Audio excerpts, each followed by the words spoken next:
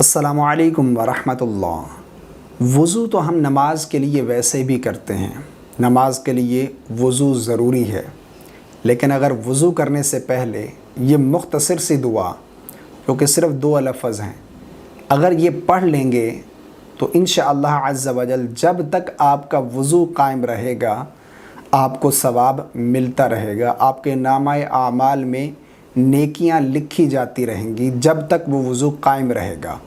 وضو سے پہلے اس دعا کا اہتمام ضرور کریں۔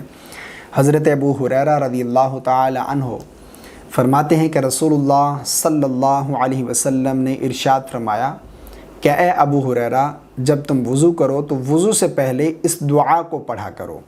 جب تک وضو قائم رہے گا تمہارا، اس وقت تک تمہارے نامہ اعمال میں نیکیاں لکھی جائیں گی، یعنی جب تک وضو رہے گا آپ کو ثواب ملتا رہے گا۔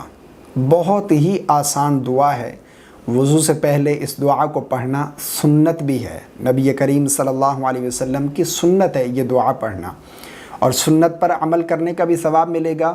اور دوسرا، جب تک وضو رہے گا تو نامہ اعمال میں فرشتے نیکیاں لکھتے رہیں گے۔ وہ کون سی دعا ہے؟ دعا یہ ہے، بسم اللہ والحمد للہ۔ بسم اللہ بہت ہی آسان دعا ہے، مختصر ہے، یہ 2 لفظ ہیں، بسم اللہ والحمد للہ۔ یہ دعا پڑھ لیں جب تک آپ کا وضو رہے گا۔ وضو تو ہم کرتے ہیں، نماز پڑھنے کے لیے وضو ضروری ہے، وضو کرتے ہیں۔ اگر وضو سے پہلے آپ یہ دعا پڑھ لیتے ہیں بسم اللہ والحمد للہ، تو جب تک وضو قائم رہے گا، جب تک وضو فاسد نہیں ہوگا، وضو ٹوٹے گا نہیں، اس وقت تک فرشتے ہمارے نامہ اعمال میں نیکیاں لکھتے رہیں گے۔ یہ اللہ کی رحمت ہے، ہمیں چاہیے کہ اس دعا کا ضرور اہتمام کریں۔